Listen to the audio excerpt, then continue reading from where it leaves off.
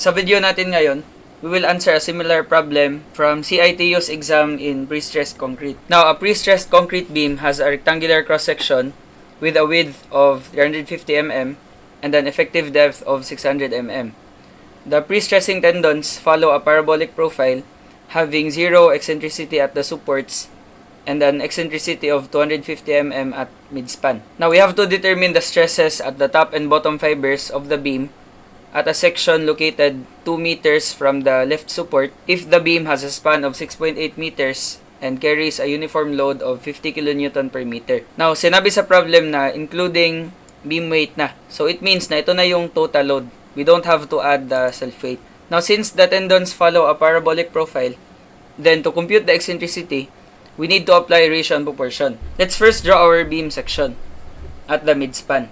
Sa midspan daw, andito yung tendon. Then, if we calculate the centroid of this figure, considering the gross section, then it will just occur here. By the way, hindi pala to effective depth. And a depth lang. Ayan. So, yung height niya is 600 mm and yung width is 350 mm. Ayan. Then, the eccentricity, distance from the neutral axis going to the tendon at the midspan, ito yung 250 mm. So, kapag tinignan natin yung beam, ito yung distance na yan, 250. So, essentially, yung pre-stressing force is paganto talaga. Ayan, it will act tangent to the parabola at any particular point. So, dito sa supports, tangent to the parabola, we have this pre-stressing force. Ayan. By the way, hindi pa pala given yung pre-stressing force. Lagay ko na lang The pre-stressing force is 1,800 kilonewtons. Ayan. Ganito yung pre-stressing force. However, since the height of the beam is very small compared to the length of the beam going to the midspan, or essentially the span of the beam, kasi naka-meters yan, ito 600 mm lang, then it would follow na yung slope ng tangent line would also be very small.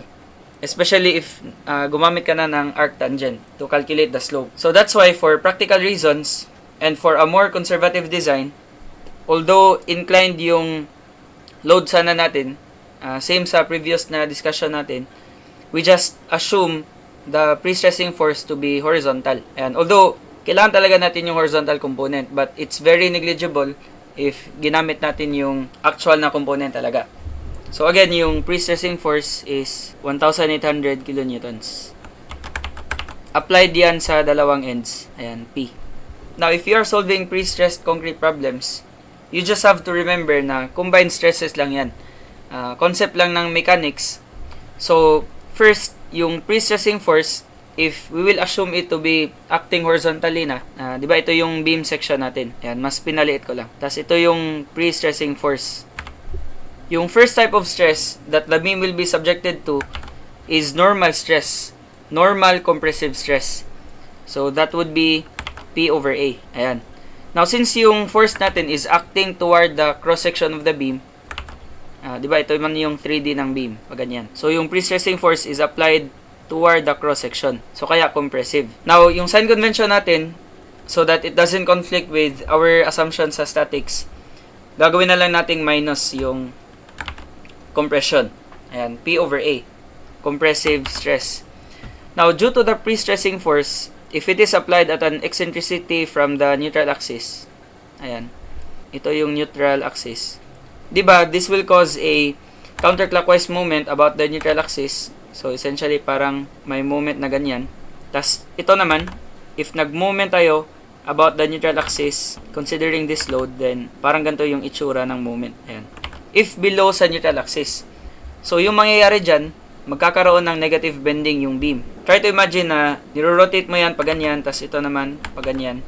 Meron tayong negative bending. Ayan. So, bottom is compression, top naman is tension. Kasi ito yung lumiit, ito naman yung humaba. Now, if the pre-stressing force is applied above the neutral axis, then iba naman yung magiging rotation. Positive bending yung makukause. Now, para mas madali yung pag-identify kung saan yung compression or tension without drawing the moments, just look at where the pre-stressing force is applied. Kapag in-apply yan below the neutral axis, then yung bottom fiber yung mag-experience ng compression. if in-apply naman siya sa top, let's say pa ganyan, yung top fiber naman yung subjected to compression. Parang ganyan lang. So, ito essentially yung neutral axis ng beam. Then, this is due to pre-stress. Now, due to pre-stress, magkakaroon siya ng bending stress. So, for the top fiber, in tension, bottom naman is in compression. So, iba-iba yung solutions natin para sa top and bottom. So, sa top muna tayo. We have minus P over A. Then, due to pre-stress, top is in tension. So, plus, we have PEC over I. Now, bakit P times E? PEC over I. Yung P times E, moment lang yan. MC over I pa rin galing. But yung moment is equal to the force P multiplied by the eccentricity toward the neutral axis. Yan, di ba? Force times moment arm. Moment lang. We have PEC over I. Next, we have MC over I galing na sa load, sa service loads. Now, if we have a simply supported beam, tas nag-apply tayo ng downward loads, yung magiging bending niya, ito due to pre-stress.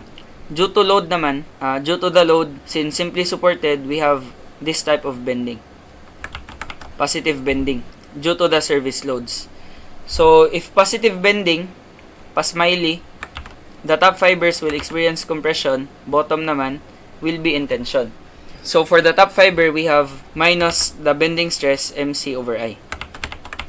Now, yung stress naman sa bottom fiber is still the same, minus P over A. Always compressive yan, acting toward the cross-section kasi yung pre-stressing force. But ito, yung bottom fiber due to pre-stress is already in compression.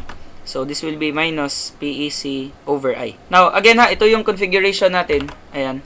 Since 0 yung eccentricity sa supports.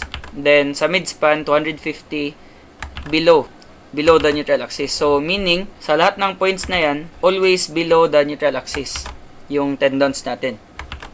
Now, for the load naman, the bottom fiber will experience tension.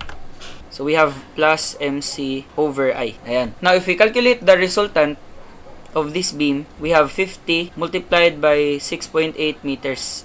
This will give us 340. And then, since symmetrical yung loading, whatever the resultant is, hatiin niya ng supports. So, yung reaction dito will be half of 340, which is 170 kilonewtons. Same din doon sa kabila. Ayan, 170 kilonewtons. Now, we want to analyze a section located 2 meters from the left support. So, we just need to cut the beam dito. Ayan. This is 2 meters from the support. And we want to take moments about this point. So, essentially, the moment at 2 meters will be yung support reaction muna. Moment tayo sa cut natin, we have this resulting moment, internal moment. Yan yung moment at 2 meters. So, we have 170 multiplied by moment arm is 2 meters. Then, for this load, meron siyang resultant equivalent to 50 multiplied by 2 meters. So, di ba 50 times 2 is equal to 100. Then, yung moment arm niya patungo sa cut natin is equal to half of 2 meters, which is 1 meter lang. Ayan, 1 meter. And this will cause a counterclockwise rotation about the cut. So, minus 100 times 1. This will give us 240 kilonewton meter. So, meron na tayong value para sa moment at 2 meters. Ayan, 240 kilonewton meter.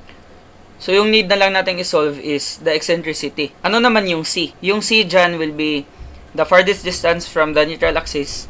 Since our beam is symmetrical, then it will just be 300 for both sides. Top and bottom, both 300. So, ito bale yan. 300 mm, ito rin, 300 mm. Now, you can use 6m over BD squared para sa bending stresses mo. But since marami sa examples natin, irregular beams, kaya mas gusto ko na sanayin nyo yung MC over I saka PEC over I. So, lagay muna natin yung given natin. Yung pre-stressing force is 1,800 kilonewtons. Then, yung area ng beam is 350 by 600 yan, mm squared. We have this value, 227,500. For the moment of inertia naman, we have BH cubed over 12. The base is equal to 350. The height is 600 mm. So, cube natin yan. Then, divided by 12. Equals. Then, for C, we have 300. For the top and bottom fiber na yan. So, yung need na lang natin is the eccentricity. Let's try to separate our solution. para sa eccentricity. Now again, we want to analyze the eccentricity at 2 meters from the left support. So let's isolate this figure. Ayan. Then for the purpose of discussion, let us exaggerate the curvature. Ayan. So dito sa midspan, project tayo ng vertical line dito sa support and a horizontal line from the lowest point of the parabola. Ayan. So di ba yung eccentricity, ito yung neutral axis. Ayan. And ito naman yung eccentricity sa midspan, 250. Now if this is 250, then this height is also 250. And then we can use the squared property of a parabola. We want to analyze the section 2 meters from the left support. So ito yan. Actually mas malapit yan sa midspan. Ito na lang. So we want to solve this eccentricity, E. So 2 meters yan. We can apply the squared property of a parabola. But we have to measure the horizontal distances from the vertex of the parabola, which is andito sa gitna, kasi yan yung lowest point. So by ratio and proportion, SPP, we have 250 yung height ng buong parabola, and that's to a base of half of 6.8. Diba, patungo sa midspan lang to. So this horizontal distance will be 3.4 meters. So 250 is to 3.4. Don't forget to square this one. Ayan, squared property of a parabola. We square the horizontal distance if the parabola is either facing upward or downward. Then, equate natin yan, hindi sa E. Hindi pa natin masosolve yung E automatically. We can only solve this vertical distance. Ayan. Label natin yan as Y. So, considering this part of the spandrel, the height is Y, and the base is equal to this distance, which is 3.4 yan. Ito naman 2 meters. So yung matitirang distance dyan going to the midspan will be 1.4 meters. So y is to 1.4 squared. And we can solve the value of y. So we have here 250 over 3.4 squared is equal to y over 1.4 squared. Solve natin si y. Ayan. So we have 42.387. Store natin yan sa y. Now, to calculate our eccentricity, hindi pa kasi yan yung eccentricity. Dito usually nagkakamali yung students. Yung eccentricity is actually 250 minus y, which is this distance. So we have E is equal to 250 minus y, which will give us 207.61246 millimeters. Ayan.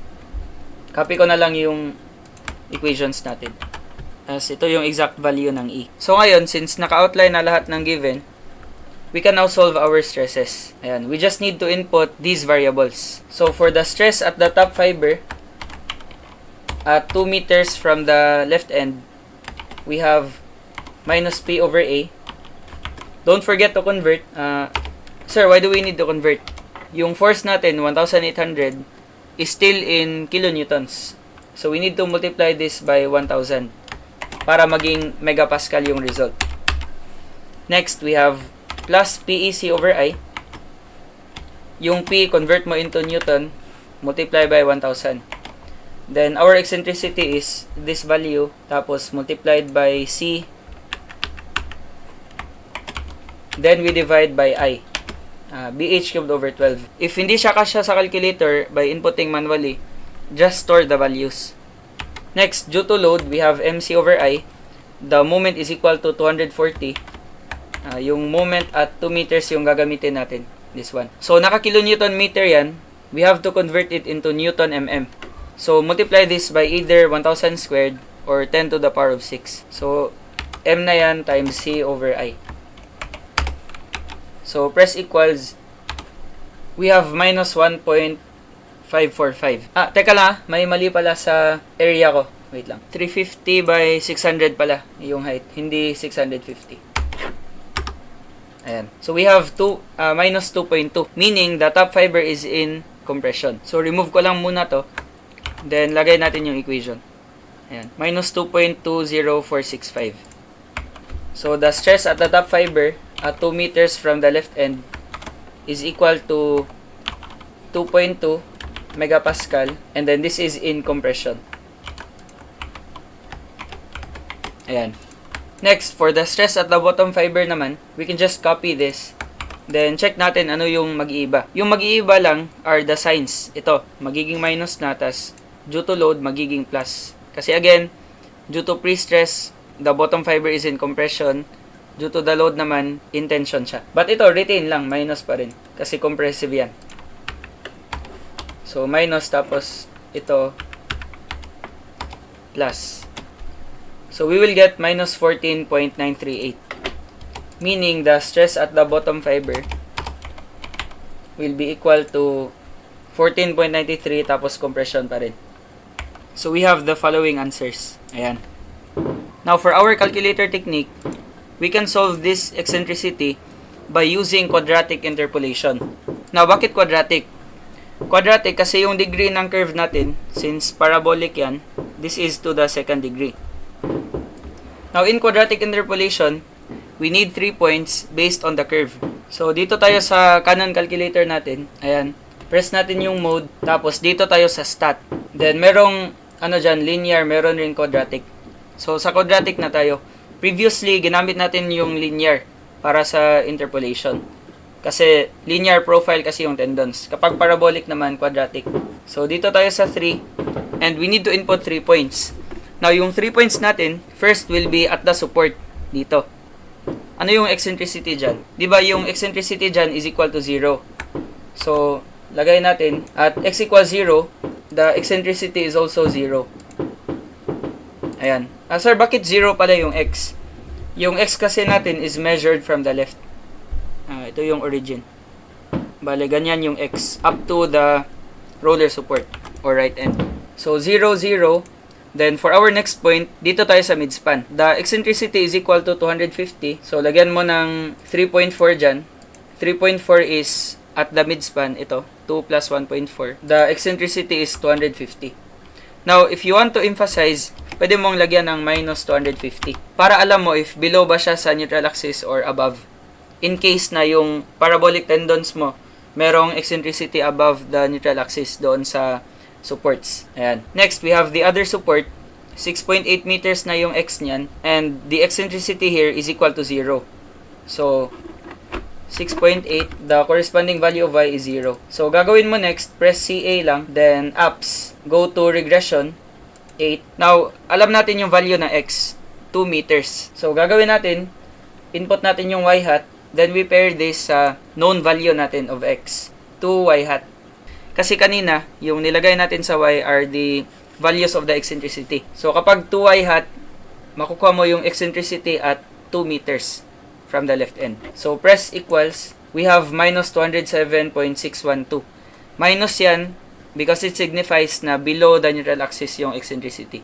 So, ganyan lang kasimple. So, para hindi ka matrap, kasi if nag-gradation proportion ka, baka yung nagamit mo is y, or yung magamit mo na eccentricity is equal to y, yung 42, you can just use quadratic interpolation para ma-double check mo.